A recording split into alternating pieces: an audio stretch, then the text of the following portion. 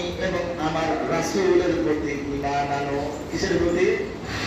রাসূল এবং আল্লাহ এবং আমার রাসূল এবং আমার আল্লাহ এবং রাসূলের প্রতি ঈমান আনো, তবে আমি মাওলাকে তোমরা পাইবা এবং তোমাদের মধ্যে সেই পরিপূর্ণ ঈমানটা প্রবেশ করবে। এই আল্লামা ইমাম শেখ সাদী রহমাতুল্লাহ আলাইহি একটি ঘটনা লেখেন, দুনিয়ার মধ্যে ঈমান নামক দৌলত কিভাবে একজন মুসলমানদের কাছে দাবি হতে পারে, শেখ সাদী রহমাতুল্লাহ আলাইহি তিনি ঘটনাগুলো সুন্দরভাবে তার কিতাবের মধ্যে রেখে দিয়েছেন।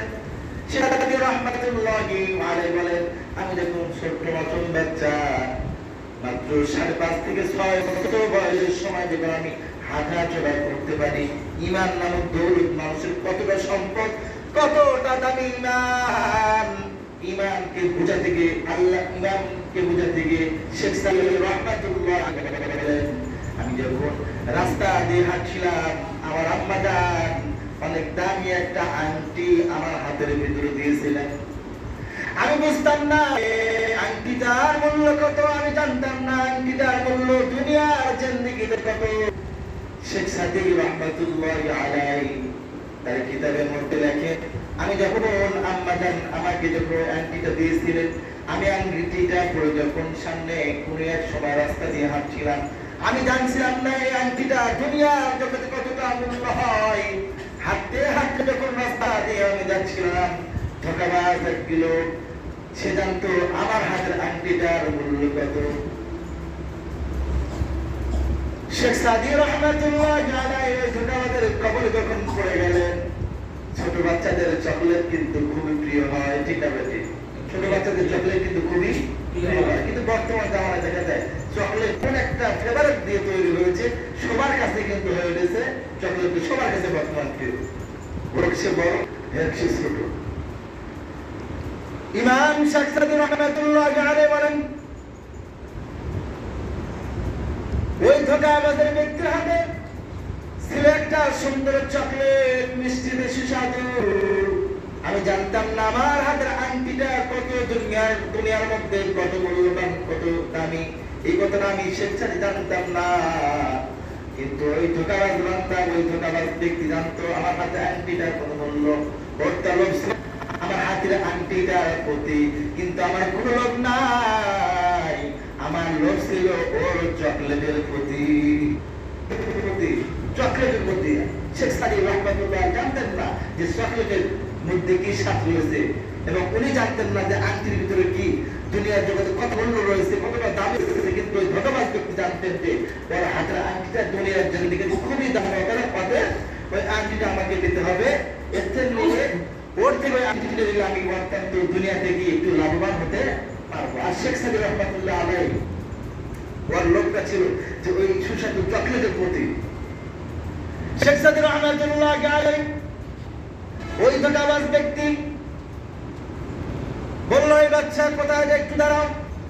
শেখ সাদী রহমাতুল্লাহ আলাইহি দাঁড়িয়ে গেছেন, সঙ্গে সঙ্গে ওই ব্যক্তি, ধোঁকাবাজ ব্যক্তি শেখ সাদী রহমাতুল্লাহ আলাইহিকে চকলেটটা দিয়ে বললেন, হে বাচ্চা তুমি একটু চকলেটটা চোচন দিয়ে দেখো, এটা সুস্বাদু না, কেমন লাগে তোমার কাছে?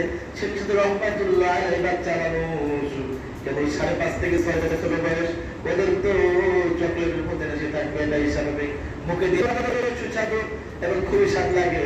সুতরাং ওই ধোঁকাবাজ বান্দা, ওই ধোঁকাবাজ ব্যক্তি বলতেছে, যদি এটাই এত সুস্বাদু হয়, চকলেটটা আমার হাতে দিয়ে দাও, তোমার হাতে সুন্দর একটা আংটি রয়েছে না, তুমি ওই আংটিটা এবং চাকাটাকে ওটাই সুস্বাদু নাকি আমার হাতের চকলেটটা এটাই সুস্বাদু?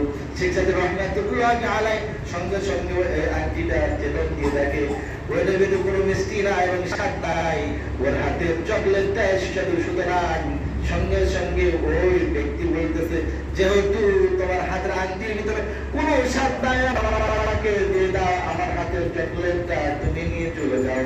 শেখ সাদী রহমাতুল্লাহ আলাইহি সঙ্গে সঙ্গে নিজের হাতের আংটিটা খুলে দিয়ে ওই ব্যক্তির খুলে ওনার হাত থেকে চকলেট নিয়ে চলে আসে। কিন্তু একটা সময় জানতো না যে ওনার হাতের আংটিটা দুনিয়ার জিন্দেগিতে কত দাম। এই কথা কিন্তু শেখ সাদী রহমাতুল্লাহ জানতেন। হঠাৎ করে তার আম্মাদের সামনে যখন চলে আসলো, তিনি বললেন, হে শাকসি, তোমার হাতে আংটি দিয়েছিলাম, বাচ্চান কোথায় রেখেছো?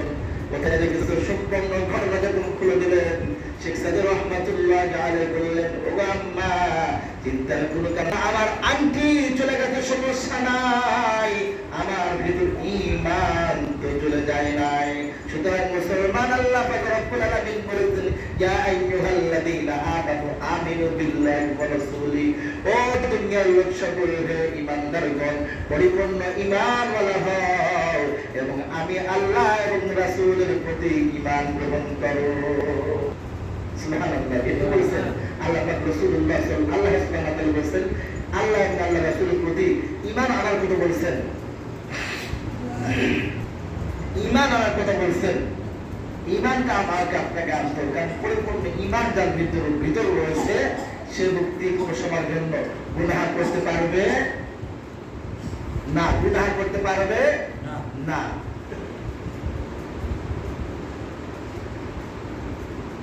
আমরা প্রত্যেককে জানি যে সবচাইতে দুনিয়ার মধ্যে খারাপ জায়গা হচ্ছে বাজার। কোথায়? বাজার। এবং সবচাইতে ভালো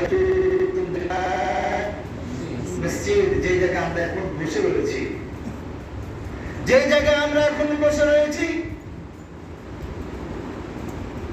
সবচাইতে উত্তম জায়গা আল্লাহর ঘর মসজিদ, যেখানে বসে থাকলেও নাকি, ঘুমাইলেও নাকি, ইবাদত করলেও নাকি।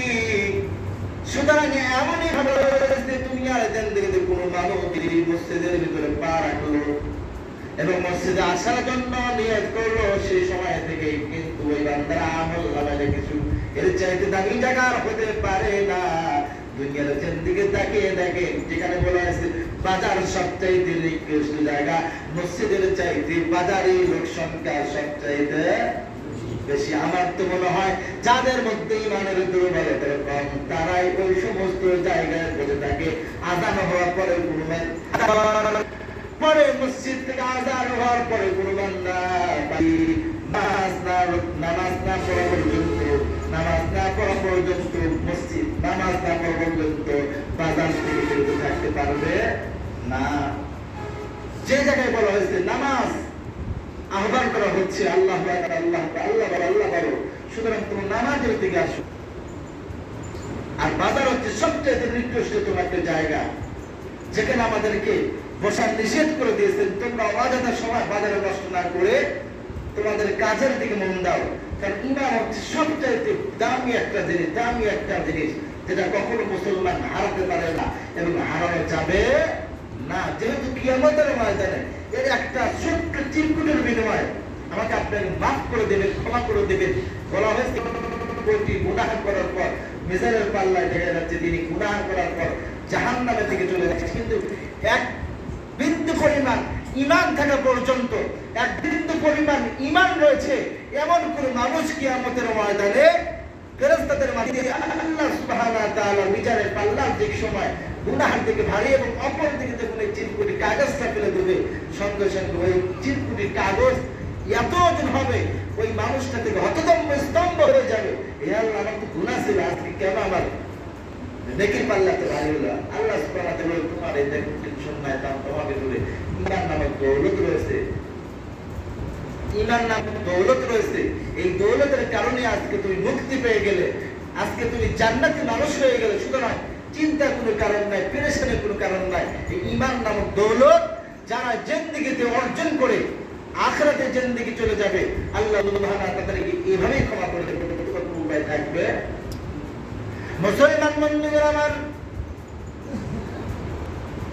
আল্লাহর রাসূল করিম সাল্লাল্লাহু আলাইহি সাল্লাম ঈমান কি জিনিস এটা দ্বারা বোঝানোর জন্য এক সাহাবী উহুদের ময়দানে যুদ্ধের সময় এক সাহাবী বিশ্বনবী মুহাম্মদুর রাসূলুল্লাহ সাল্লাল্লাহু আলাইহি সাল্লাম মৃত্যুর সময় রাসূলুল্লাহ সাল্লাল্লাহু আলাইহি সাল্লামের সামনে আসার জন্য আহ্বান করলেন। এক সাহাবী বললেন, তোমার শেষ মুহূর্তে কি ইচ্ছা?